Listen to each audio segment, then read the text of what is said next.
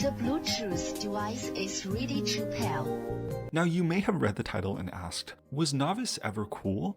And to that I would say, I think so. Next Level's use of the SM Culture Universe technology, including the call-out references to Naevis and her role in aespa storyline, did insanely well towards establishing aespa within the K-pop marketplace. Kwangya and Naevis became household names for K-pop fans in less than a year of this group being active. We were all seeing the new Evo. Following Next Level's great success, we were all making jokes about the SM Culture Universe, and then Savage doubled down in that regard. Of course, the famous Naevis we love you line. I feel like we were all cool with Naevis at some point, but fast forward to today, and now Naevis represents a growing point of frustration and moral dilemma in music. I have a hard time approaching topics regarding the use of generative AI in any kind of media. As much as I want to assert that there is no nuance to a situation like this, there is. I believe Naevis as a solo artist that works with generative AI is unethical, but why is it unethical? What are the arguing points? I think something important to consider is that there are a lot of people who find value in generative AI in art, and I would suspect that they probably know more about generative AI than the average person. Maybe they find it interesting or impressive how artificial intelligence can use its learned knowledge to produce art of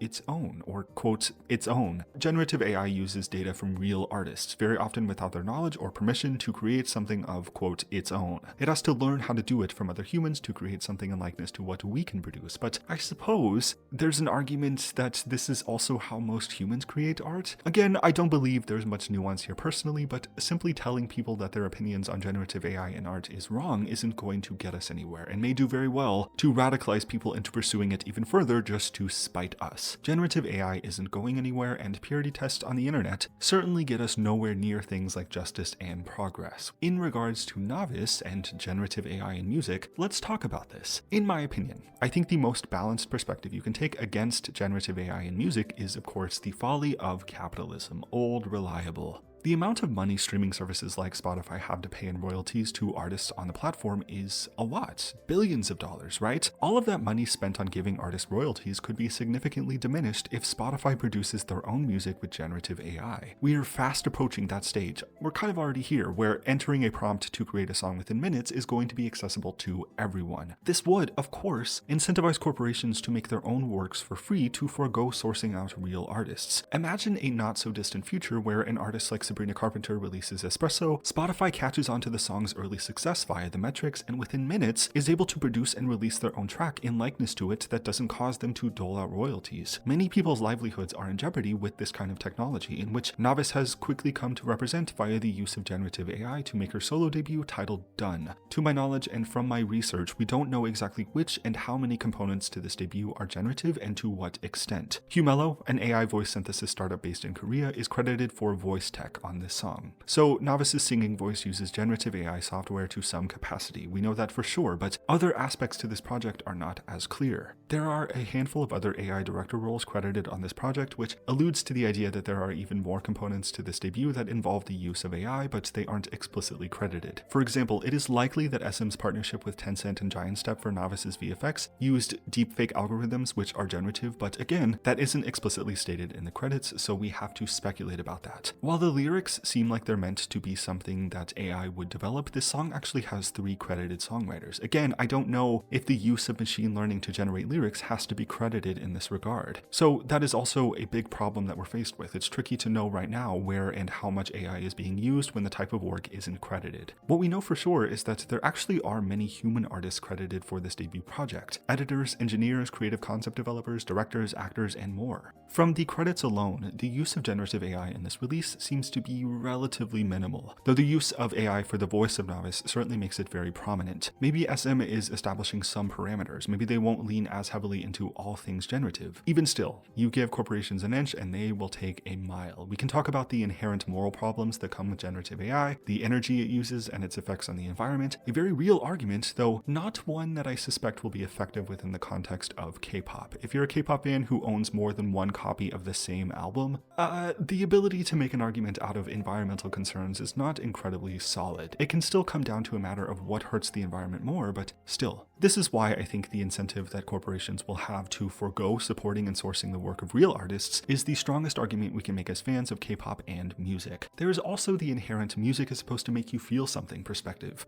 A lack of genuine human perspective renders AI-generated works without much emotional dimension, though again, that doesn't stop some people's intrigue. The fact that a machine can develop a piece of work in likeness to humans is enough to resonate with some people, allowing them to relate with the product. That is a personal worldview and not an easy thing to deconstruct. I don't believe this is a strong arguing point. AI-generated music can make some people feel things. There are too many subjective holes in this kind of argument. But we can tie these strings together. If anything, AI's current and hopefully withstanding lack of ability to create expressive works can be the reason why we place a threshold on AI in music to disincentivize corporations from leaning heavily into producing their own machine-generated works. That is currently my best understanding of this. It really feels like putting duct tape over a crack in a dam that's about to burst. I don't feel hopeless about it, but I also feel like there's not really anything that can be truly done about this. Generative AI isn't going anywhere. Naevis certainly isn't going anywhere. That picture of her standing next to Wanbin at the SM Town anniversary event just doesn't do anything for me anymore. I'm so tired of it already. I personally believe that Naevis would benefit from being completely virtual, made up by a team of VFX artists and producers without the involvement of machine learning softwares. But in all reality, SM Entertainment has been pursuing artificial intelligence in art for 3 decades at this point. Naevis is the first major frontier of this for the company, and so I suppose I'll just personally continue to try and discourage this kind of work in music until hopefully one day the novelty of it wears off and we shut the servers down. Naevis isn't cool anymore. I'm a little sad about it, but I suppose the silver lining for the time being is that her separation from aespa is benefiting the group in the long run. aespa really took all of the cool parts of the concept and Naevis took all of the lame ones. That is what I think. The folly of capitalism and the displacement of real artists out of their job is the strongest argument we have to make as K-pop fans. A counter-argument can and likely will be that there will always be a market for human-produced works, but given corporations' financial incentives to save billions of dollars on royalties, I believe the argument skews in our favor. This is currently what I think about this. Thank you for watching this. If you did, let me know what you think, your ideas about generative AI in art, and so on. Yeah, thanks again for watching. Subscribe if you want to, and I will see you next time.